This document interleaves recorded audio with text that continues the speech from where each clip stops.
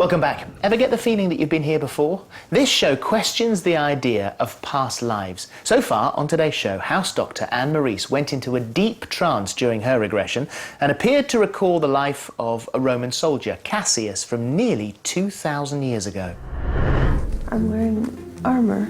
There's a big castle. It needs protection. What year is it now? 85. So, what was Anne seeing? Was she really recalling a life from the Roman Empire, or was it just an adventurous daydream? In a moment, I'll be asking Anne what she thinks, but to help you make up your mind, here's what the experts have to say. In many ways, hypnosis is nothing like dreaming. People are not really asleep. But there are analogies with dreaming in the way that we know in ordinary dreams it's as though you struggle with the problems of your everyday life and live them out through a dream character or in a different way, or try out what would happen if. And that's what happens in hypnosis too. It's the themes of your ordinary life. If you're asked to imagine going back to a past life, you'll bring up a kind of person who reflects your own life, your own problems in a new way. Any kind of belief system that reassures us about the basic fear that we all have about our own mortality is going to be something that's incredibly attractive.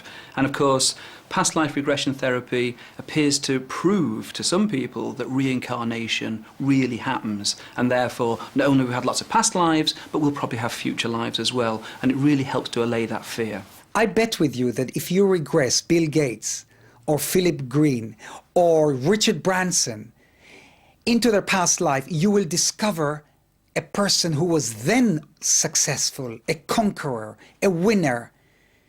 These individuals now in this life are duplicating it. They are again motivated in childhood, and they are inspired by their past life, and they become winners again. Well, there are a few black and white answers on this subject, so we did our own investigation. Can we find any historical evidence to support Anne's story of Cassius? Our expert historian has been searching through the clues, and this is what he found out. Take yourself back 2,000 years into the Roman world, because that's exactly what Anne does. Her story is full of the most fantastic detail, and when put together there's a string of clues that I think produce the most extraordinary story. And this is how it starts. Are you aware of having a name? Cassius. And what do you do? I'm a soldier.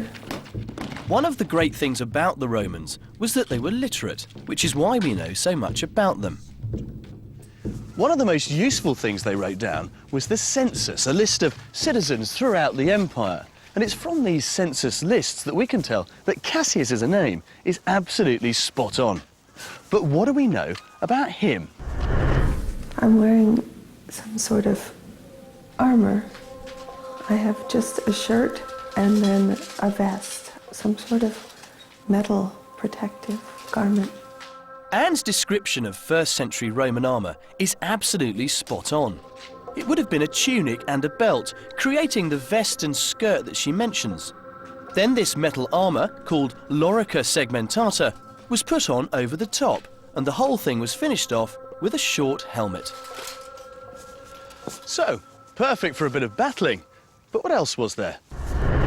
Do you know the name of the country that you're in? It's in the desert. It's far from home. Where did you come from? I think from Rome. Again, this detail is really quite realistic.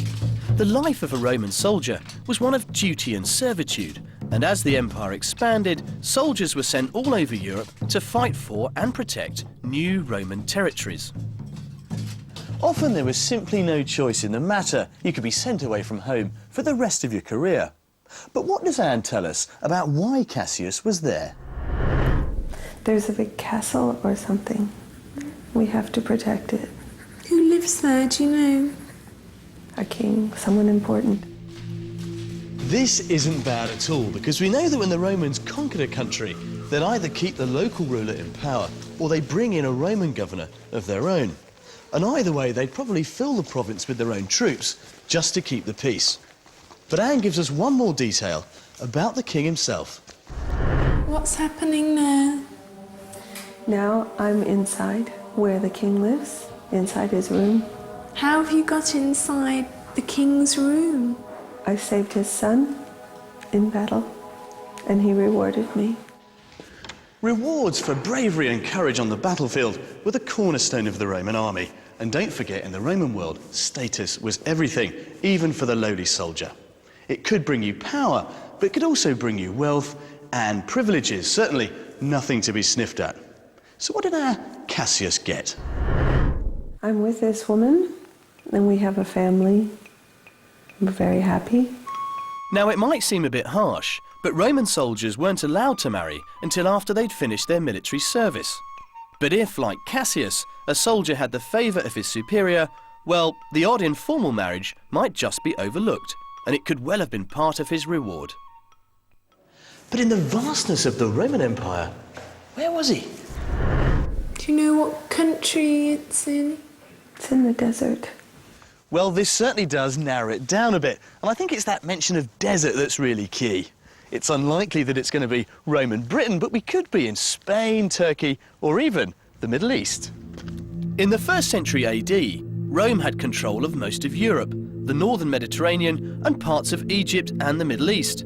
But what else have we got? And who is the god that they worship? Jehovah. Now, I think we're onto something, because Jehovah is the Jewish name for God. And if we go back to the archives and our map of the Roman Empire, large chunks of the eastern end of it, around the Mediterranean, had huge Jewish communities. But I think that desert clue is key, and that to me suggests we're probably looking at either Egypt or Syria, or probably even Judea, what we now call modern Israel. But if that wasn't convincing enough, I think the best clue is yet to come. Anne told us that Cassius was just in his 20s when he arrived in the desert town.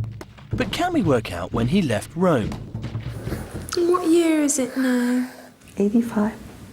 And how old are you? Older now, maybe in my mid-30s. I think Anne means the year 85 AD. So if Cassius arrived around 15 years earlier, that puts us in 70 AD.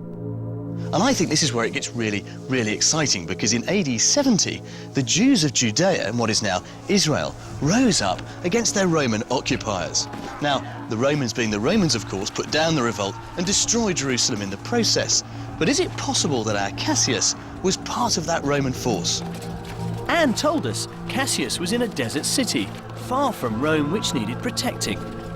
It seems to me that the details in Anne's regression all point to Cassius being in Jerusalem around AD 70.